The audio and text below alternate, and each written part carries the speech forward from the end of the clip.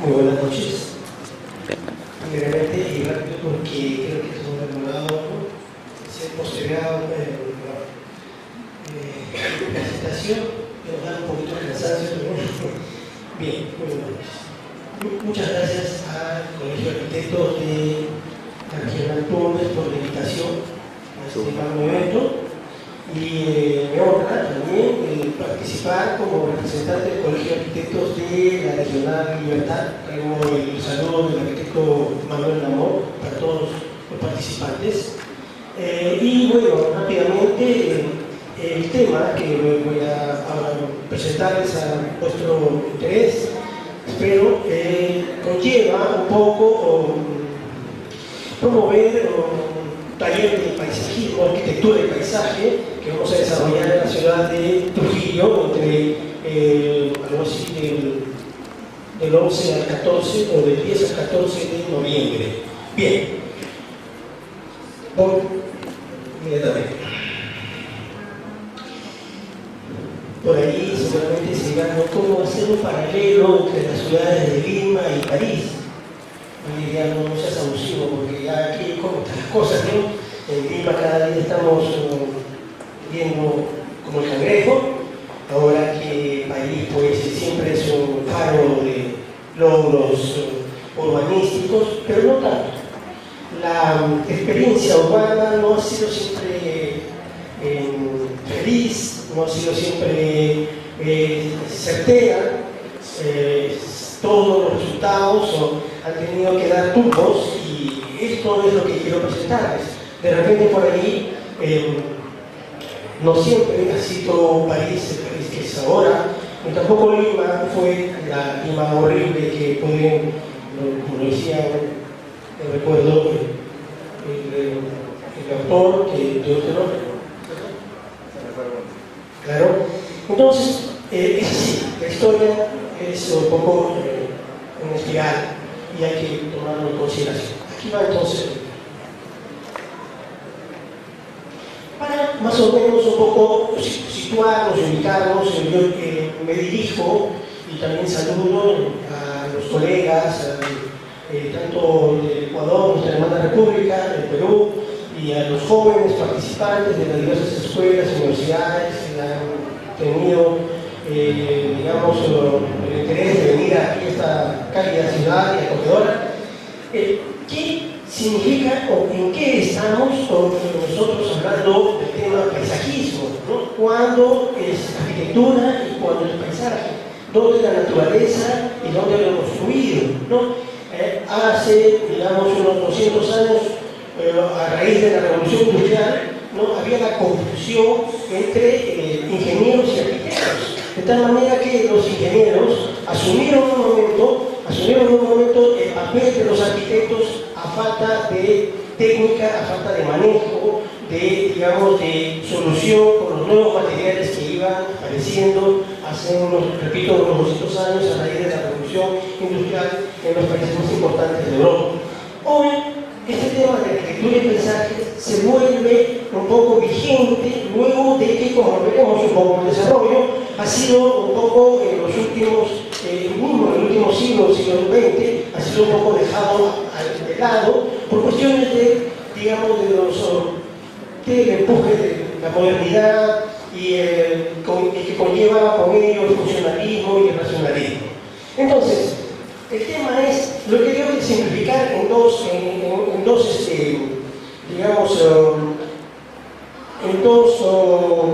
derroteros, si se puede decir, cuando hay armonía entre la arquitectura y el paisaje. Bien, un edificio, por más simple y humilde que pueda ser, el edificio, si está ubicado en un lugar en el cual uno puede apreciar esa edificación y que no perturba, ¿no?, su entorno, está entrando en armonía, ¿no? Entonces, la arquitectura está entrando en armonía con el paisaje. ¿Y cuándo el paisaje entra en armonía con la arquitectura? Cuando el retorno, yo observo desde ese edificio el paisaje que conlleva. Entonces, por ahí, cuando estamos construyendo hoy, por ejemplo, en Lima, ¿no?, todos esos edificios, esos condominios, en donde en un departamento tenemos pues apenas una ventana hacia la calle y el resto con la pared de fondo nuestro, pues estamos hablando y cómo estamos contribuyendo en el, digamos, confort de los habitantes. Luego, este paisaje construido, ¿no? Este paisaje cultural, arquitectura y paisaje, repito, es muy efemérico, es muy delicado, es muy frágil. Rápidamente puede pasar esto, o digamos, al deterioro. En esta imagen de Quino, el famoso, ¿no? ¿Cómo se llama? El autor de Mafalda, ¿sí? Nos muestra una imagen como en la parte superior el pensador, el poeta, ¿no? El literato se inspira, ¿no? Al pie de un árbol, observando un paisaje congruente, un paisaje armonioso. Han pasado los años, él falleció y marca al pie del árbol, en la segunda imagen al pie, marca la placa recordatoria del personaje, y los turistas están atendiendo la guía, el pasado que recorrió, pero observamos hacia el paisaje urbano todo el deterioro, todo, digamos, la agresividad de un paisaje que fue, digamos, perturbado. Sí. Una fotografía, por lo que en la presentación pueden ustedes deducir, tengo la suerte, a raíz de avatares políticos y avatares económicos que se dieron en los años 80 en el Perú. No vamos a entrar en política, es algo que a mí me causa, ¿no? Tuve que emigrar, me fui a Francia, que vivió cerca de 24 años, 23 años actual. Bien, cuando recomencé mis estudios, logré tomar esta fotografía, como vemos aquí en el patio del Palacio Louvre, y dos jóvenes que estaban muy desfachatadamente echados en un lugar que no correspondía. Con mi concepto, no deberían estar ellos en este lugar. Pero aquí viene entonces el tema sobre lo que nosotros nos vamos a abocar en el espacio, el uso del espacio público. ¿Hasta cuándo el espacio público puede ser, digamos, conllevado y que no sea un abuso, sino un uso adecuado? Aquí un poeta francés contemporáneo que da un concepto de espacio público bastante lírico, ¿no? Dice: yo denominaría espacio público, y en este concepto hay algo de palpable y de utópico, a todo espacio en donde me sienta cómodo y en el cual aperciba también cómo las otras personas que me rodean experimentan conmigo esta misma impresión de sentirse en casa. Es decir, así como nuestra casa, el espacio público debe hacernos sentir también como si estuviera hablando. Y continúa, ¿no? Nos mostramos unas imágenes de espacios públicos tal cual hoy se benefician sus habitantes. En el centro, uno de los grandes parques de Londres, parques inmensos, ¿no? Inmensos.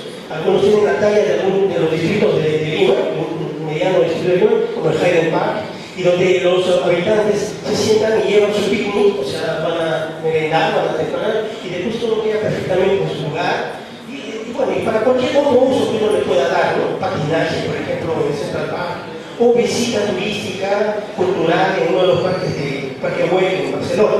Continúa, decía este poeta Pierre Sansot en su obra Los espacios públicos: parque público, la expresión me complace tanto como otros términos de la misma consonancia.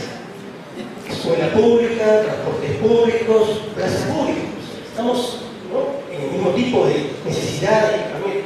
Su significado conlleva que, en principio, nadie debe estar excluido, y cuando tengamos que cruzar con algún personaje, el presidente o el ministro o el alcalde, por ejemplo, estemos en el derecho de esperar que él represente y concretice la voluntad general. Ojalá que esto pueda ayudar un poco a dilucidar este concepto sobre el espacio. Siguiente, por favor. Bien, aquí es el tema entonces un paralelo entre Lima y París.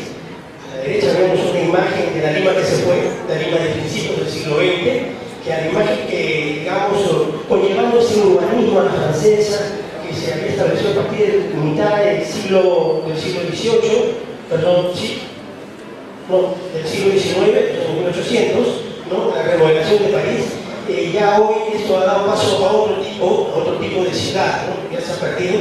Y al lado izquierdo vemos ya la perspectiva monumental de los Campos Elíseos con un país poco moderno y ya incluso ya un poco ya entrado en el siglo XXI, el barrio de la Defensa hacia afuera. ¿Qué pasa, digamos, entrando o saliendo de la Edad Media de París? Vamos a empezar con París, por ejemplo, ¿no? Porque podría haberse dicho bicicletas, pero dado el tema que de repente nos interesa, es la problemática de una ciudad nuestra, ¿no? Vamos a ver qué pasa en París hacia 1500, cuando todavía París está saliendo de su trazado, de sus costumbres medievales. Víctor Hugo, poeta, ¿no? Los conocemos, ¿sabes? En el siglo XIX, ¿no? Hablaba mucho de la arquitectura, es un apasionado de la arquitectura y del urbanismo. Está obsesionado en temas de ciudad y arquitectura, a la cual la arquitectura llamaba rey. En su novela Notre Dame de París, en 1832, no oculta su admiración por las ciudades medievales, de las cuales resaltaba la organicidad y unidad intuitiva de sus espacios. Intuitiva, espontánea, que no ha sido hecha o realizada por arquitectos de repente o por urbanistas, y la palabra urbanista no existía por aquel entonces, sino por sus propios habitantes en muchos casos, ¿no? Al igual que Viollet-le-Duc, también Víctor Hugo se batió mucho a mediados del siglo XIX para, digamos, llamar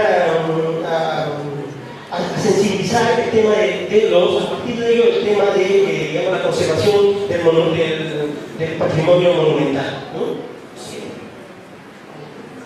Dos imágenes en la parte superior, una de Lutecia, la antigua ciudad romana, que después llevaría el nombre de París, que nace en la Cité, que se encuentra en la parte alta, y luego París, contrariamente a lo que podríamos pensar, no tuvo 1, 2, 3, sino 5 digamos, sistemas de murallas de defensa, dada a la coyuntura siempre difícil que conllevó Europa, ¿no? Durante todo el tiempo de la etapa media y luego hasta, digamos, hasta hace poco, tal vez, ¿no?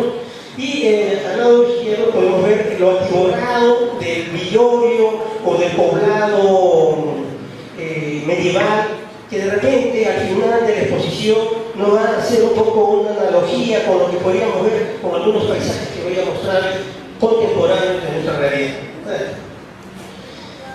Antes que el urbanismo, ya ahora entrando a hablar de la ciudad de Barroca, ¿no? Entre el Renacimiento y Barroco, son justamente los jardines palaciegos, los jardines cortesanos de estos sistemas, sobre todo en Francia, absolutistas y centralistas, ¿no? Que van a dar una primera pauta del desarrollo del trazado, digamos, retrasado de las ciudades, el enderezamiento de las ciudades. Los jardines de Versalles dieron una pauta en este aspecto. El gran pensador de aquel momento, que defendía pues, un poco la monarquía y todo, René Descartes, decía: la belle ville o la ciudad ideal nace de formas regulares, debe ser trazada a compás, al cordel, sobre medida, para asegurar la justa dimensión y proporción de la superficie y sus volúmenes. Estaba haciendo ya un llamado, rechazando, digamos, la espontaneidad de la ciudad, no de la ciudad medieval, y dándole derechos al artista, al arquitecto, al matemático, porque eran momentos también en que la física se venía desarrollando, digamos, de una manera vertiginosa, con el invento de una serie de aparatos de medición, etc. Y que el hombre, ¿no? A veces arrogante, ¿no? Como de Descartes, que luego se contestó muchas veces, pretendía que podía dominar a la naturaleza. ¿Sí? Entremos a Lima. Lima, contrariamente a esta confusión, ¿no? A esta confusión europea, parisina, ¿no? Que se encontraba todavía sobre la bota del absolutismo, del despotismo, etc., de repente no era el paraíso cuando llegaron los españoles, pero Pizarro, a que muchos han calificado de tonto, ¿no? Un tonto útil o una cosa así, tal vez no lo fue tanto. Habida cuenta que Lima es un valle que está formado no por un digamos, no está regado solamente por ríos, sino por tres. Al medio, el Rímac, al sur el Lurín y al norte el río Chillón. Y al llegar prácticamente había estado interconectado estos ríos con un sistema de canales. Desde la época de los Maranas, los Ishmas, incluso con la influencia Huay, ¿no? Bien, entonces vemos en una fotografía del insigne arquitecto que ya desapareció, Juan Búter, en su libro Memorias de Lima, ¿no?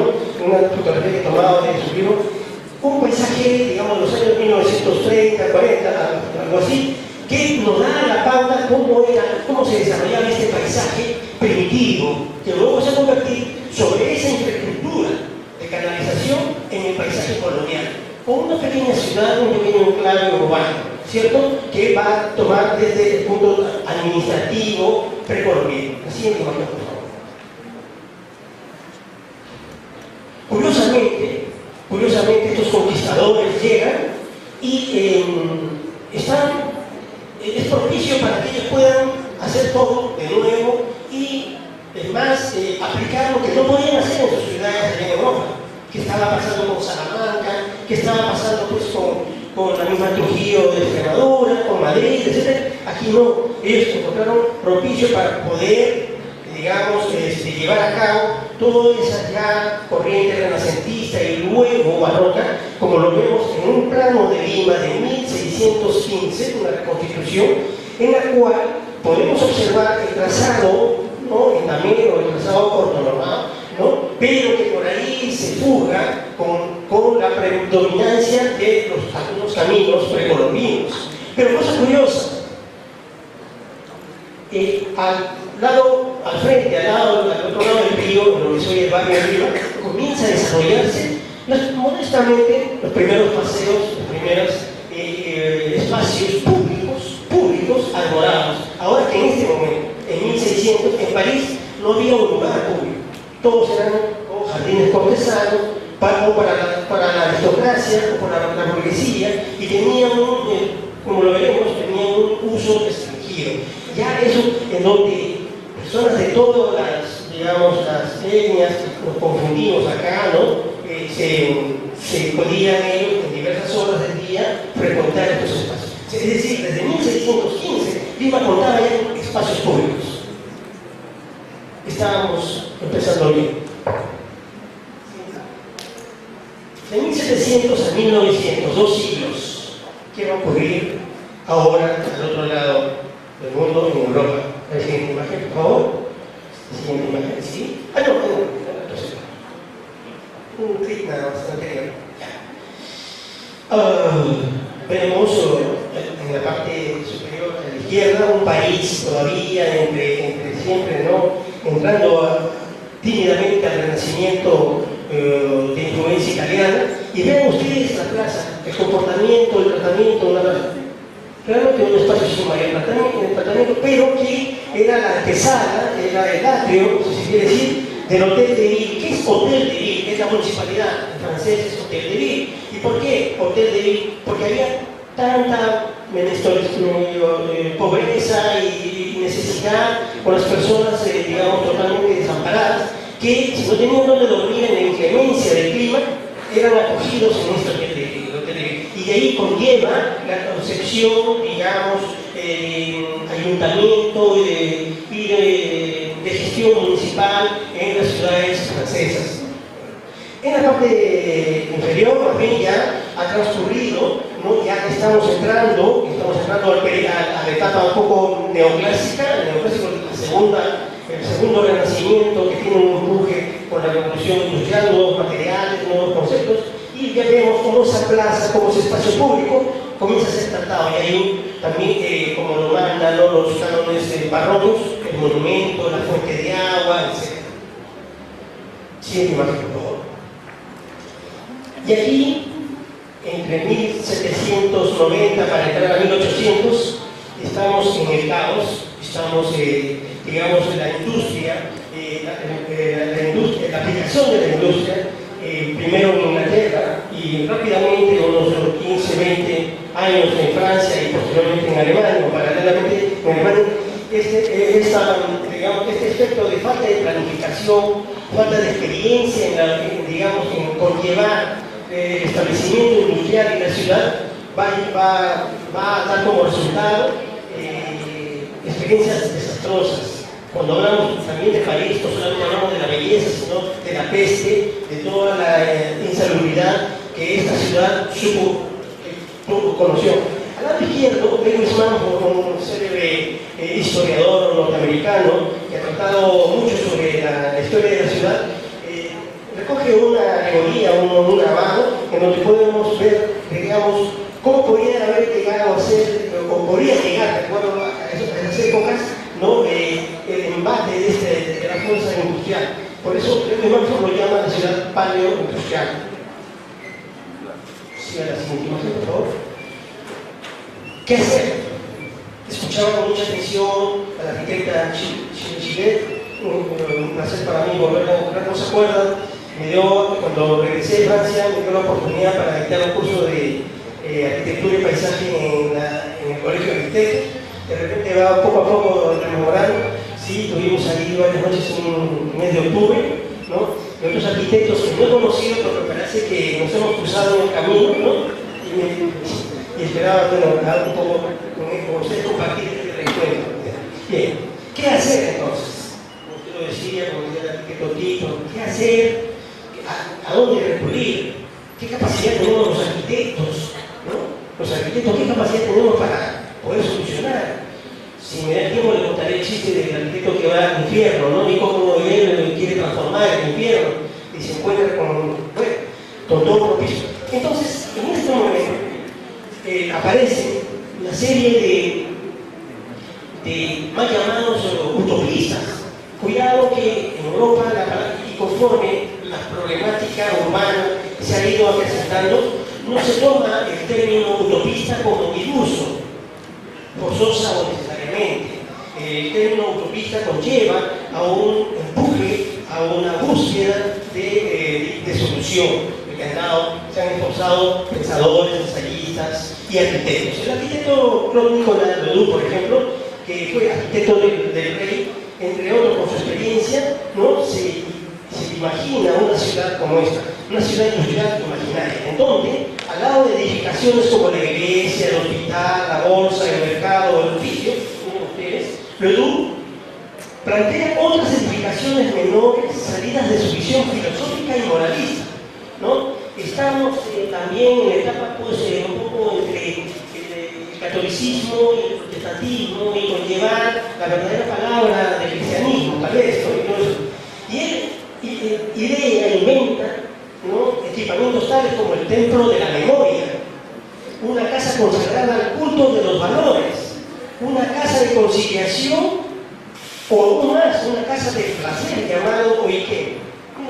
Entonces, es cuestión un poco también, ¿no? Imaginar, ¿no? Cuando decía el arquitecto, cómo hacer la ciudad feliz, cómo conllevar, cómo hacer que nuestros niños, nuestros hijos vivan mejor que nosotros. Gracias a Dios yo viví la Lima, hemos vivido una Lima pues hermosa, ¿no? Contaba que una distancia hoy que podemos hacerlo en 4 horas o 3 horas y media, lo hacíamos en 40 minutos. Yo vivía en Ripa, que me iba a la playa, a la Herradura, ¿cierto? Bueno, esas cosas, ¿no? Hay que entonces haber vivido un poco el paraíso en nuestra mente para podernos imaginar. Así que bueno, le damos las gracias al arquitecto Ledoux. Y no solamente arquitectos, sino otros fueron apareciendo en medio de este caos del siglo XVIII en París. Robert Owen, joven, niño, a los 9 años, se quita Escocia y se va a Londres y comienza a trabajar en una fábrica de confecciones, que era el tema más importante de la industria inglesa. Y así a los 29 años ya es empresario.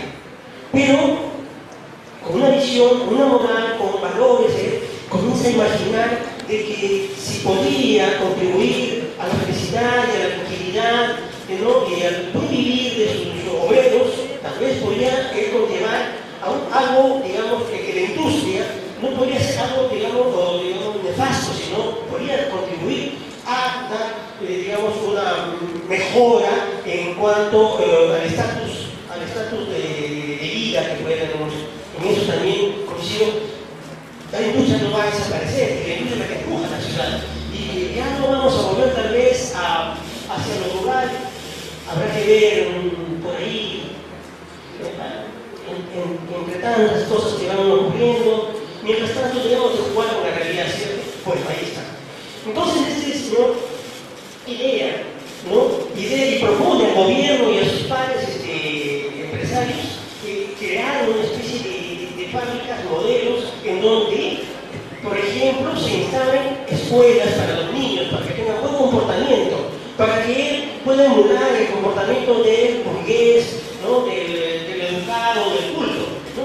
Es un hombre visionario, nadie le hizo caso, viaja a Estados Unidos con dinero, trata de llevar a cabo este proyecto de New Harmony, una ciudad Nueva Armonía, y allá en Indiana lo establece y fracasa. Y retorna, bueno, ya es un hombre que ha perdido la vida, todo encanto a continuar. Robert Owen, continuaré un poco más rápido lo que viene, también otro pensador que va en medio de estos embates, por ejemplo. Otro es el filósofo francés Charles Fourier, ¿no? Con su falasterio, es decir, va donde una comunidad casi monástica pueda conllevarse, vivir bajo, dice, olvidarse un poco del frenesí de la competencia y más bien conllevarse ellos, ¿no? Gracias a la atracción pasional de sociedad. Yo te amo, tú me amas.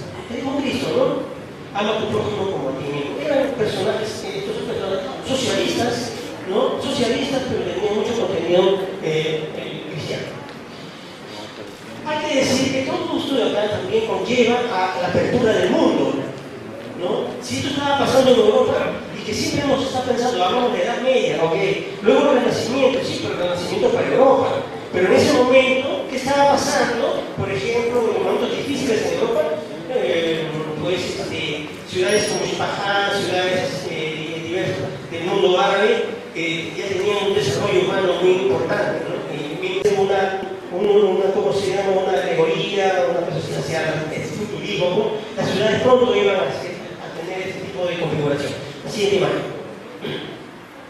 Clima ha quedado muy bien, ¿no? Es centro histórico, aparte de que para conmemorar el centenario de la ciudad, de la independencia del Perú, se abren algunos espacios en el interior de la trama colonial, ¿no? La Colmena, la plaza de San Martín, el Parque Nacional, etc. Pero vemos cómo parten como rayos estas avenidas urbanizadoras, como lo llamaría luego su propulsor ya hasta 1920, Augusto Beverly. Y así, veamos miren cómo es el comportamiento, digamos, el tratamiento de esas avenidas, cómo fueron ellas creadas, con qué criterio, ¿no? El criterio, digamos, de avenidas paseos, Paraguay, en el mundo anglosajón, Paraguay, y bueno, esas mismas avenidas veremos qué te viene la siguiente imagen, ¿no? Las plazas que hablaba que fueron abiertas al interior del casco urbano original, la siguiente imagen. Ya estamos en los 1970 al 2000, ¿no? París, que también, había cuenta que no es la ciudad con más espacios verdes o espacios públicos. Dicen que Londres cuenta 6 veces más de área que París en espacios abiertos. Por favor. Miren cómo primero, hacia los años 70, después de toda la confusión del nacionalismo, arquitectos como Émile Ayoub va a comenzar a idear que, bueno, en las ciudades nuevas en torno a París, un poco de manera más anecdótica que de solución verdaderamente funcional, estas ciudadelas, que son un fracaso, por cuanto son ciudadelas que hoy son guetos, ¿no? Van a tener la participación de algunos arquitectos, ¿no? Como también Mario Bota, la catedral con árboles sobre la cúpula, y esas de acá que se dejan los tallos, ¿no? Pues, y que ya comienza a llamarse la arquitectura verde, ¿no? Desde los años 70. Siguiente imagen, por favor. Y así, hasta que llegamos realmente hacia los años 80, con el empuje de este presidente Georges Pompidou, por ejemplo, ¿no? A establecer ya una política seria de, digamos, recomponer algunos barrios sumamente densos de París, sumamente también oscuros, ¿no? Prostitución, delincuencia, etcétera, aperturarlos para que entonces se desarrollen programas de vivienda, ¿no? Tenemos el parque Andrés Citroën sobre los terrenos de la fábrica que se parece. Ya en una zona industrial se reconvierte en un parque. Lo mismo en los antiguos mataderos, el Camal, el Parque de la Vileta. Y a la izquierda, un hito de lo que es la arquitectura y el paisaje, el Centro Cultural Luis Pompidou, ¿no? Entonces, en un inglés y un italiano van a crear este espacio, pero sobre la base del terreno van a entregar a la ciudad poco más del 60% del área para uso de plaza, ¿no? Y el edificio es una comunicación totalmente transparente. La siguiente imagen. Todos estos conceptos van a seguir empujando hasta fines del siglo XX. Cómo París quiere recuperar y recuperar. Aquí vemos un viaducto, una antigua línea de tranvía que iba por la parte alta y que había sido desafectada, y en vez de destruirla, de derrumbarla, la municipalidad creó conveniente de crear ahí un jardín lineal de 4 kilómetros, con un recorrido muy interesante en donde uno al estar en la parte superior prácticamente conlleva en un diálogo con la naturaleza de la copa de los árboles y el cerro, ¿no? Así que imagen. Y continúa, ¿no? La preocupación. Imagínense acá, en la parte alta está una estación donde llegan 27 líneas de trenes, los trenes de gran velocidad, los TGV, y sobre ello se ha logrado un parque pues bastante artificial, ¿no? De 3,5 hectáreas, el parque del Atlántico, sobre una estación de trenes. Así que todo lugar es propicio para que la municipalidad adquiera ese terreno o ese espacio y inmediatamente lo oxigene, ¿no? Como ustedes ven en la imagen, la densidad es así en Lima.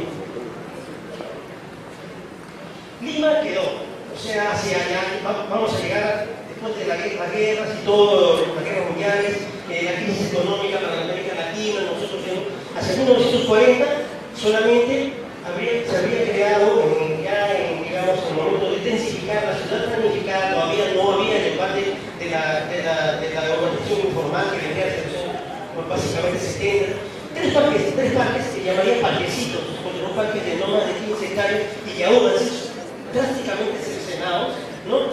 Van a dirigir la urbanización, van a empujar, van a hacer más propicia esta urbanización hacia el litoral. Ahí termina todo, digamos, toda la planificación urbana de Lima. De ahí para adelante, todo es simple y llanamente. Voy a pasarles rápidamente las dos imágenes, ¿no? El Parque de las Leyendas, otra buena intención del presidente de la ONU desde los años 70, solamente se ha invertido un 30%, el resto sigue todavía sin ser intervenido y se hace por aquí y por allá sin un plan general. Y ya vemos ya como en los años 70 hay manchas, ¿no? La urbanización formal y la informal, o la urbanización, digamos, de los barrios marginales, de las barriadas, de los pueblos jóvenes, como llamamos anteriormente. La siguiente imagen. Aquí hay un reporte que vemos cuál es, ¿no? Digamos, la desigualdad en repartición. Ese es un trabajo que yo lo realicé un poco sobre el estudio. Cómo esa dicotomía entre centro y periferia, entre formal e informal, se plasma en el trazado de las urbanizaciones a partir de los años 70. Podríamos ver ahí el trazado en medio casi medieval, ¿no? Del Cerro San José, donde no hay espacio público que pueda uno visualizar, contrariamente a lo que pasa, por ejemplo, en el barrio al lado, el barrio estamos hablando de San Isidro, donde está el golf, ¿no? Etcétera. Algunos intentos ya, digamos, tecnocráticos, como lo que es el trazado de Villa El Salvador, pero aquí ocurre como en manchas negras vemos las superficies de áreas verdes en París y las de Lima. Habida cuenta que las manchas que están ahí no son forzosamente parques constituidos, son espacios que se han hecho reservas y que han quedado ahí, en muchos casos como terrenos olvidados o ahora respetados, ¿no? Vamos a encontrar ahí un megaplaza, vamos a encontrar la Videna, sobre lo que estaba, ¿no? Proyectado en un parque. Siguiente imagen.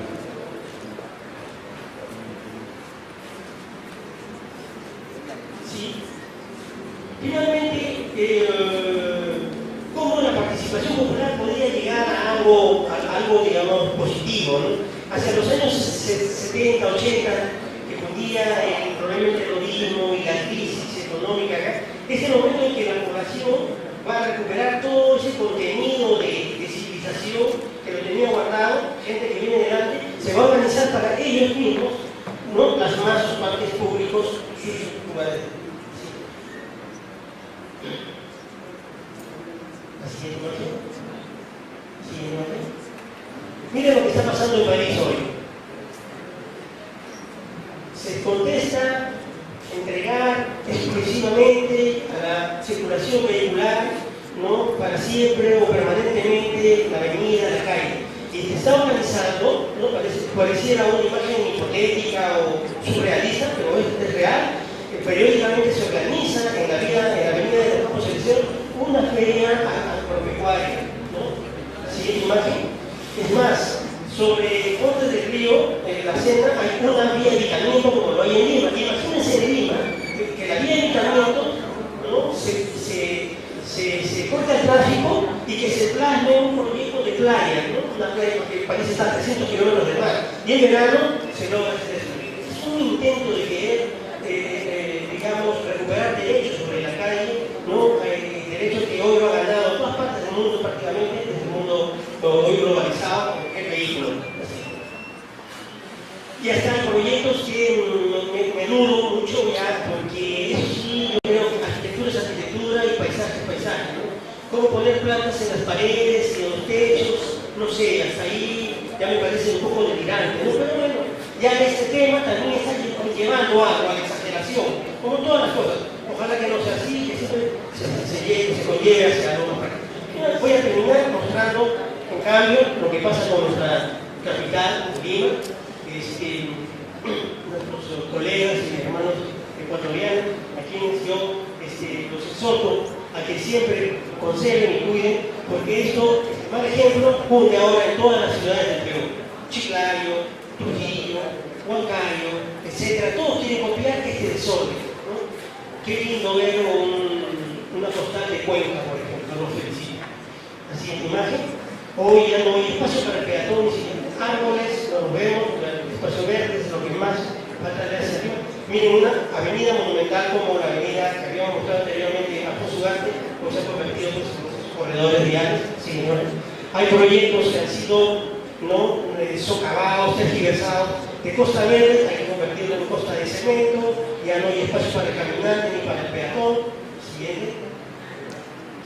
Proyectos que podrían ser llevaderos, muy bien, pasa una administración a la otra y la política está llegando, los arquitectos, los urbanistas no estamos presentes, ha quedado por, ¿no?, digamos, una arbitrariedad en stand-by del proyecto de Río Verde, que podría ganarnos 25 hectáreas al pie del Cerro San Cristóbal, ¿no?, y reconvertir todo eso. En cambio de ello, se viene incrementando bypasses. Sabemos bien para qué van a servir. Y finalmente aquí es lo que le digo, ¿no?, el ejemplo que Lima le da, pues, al resto de la ciudad. Mientras tanto, atengámonos a este rezo suplicante, quería terminar con ellos, de los alcaldes, de los terremotos y de los urbanizadores. Líbranos, Señor. Raúl Porras de la Fundación. Muchísimas gracias.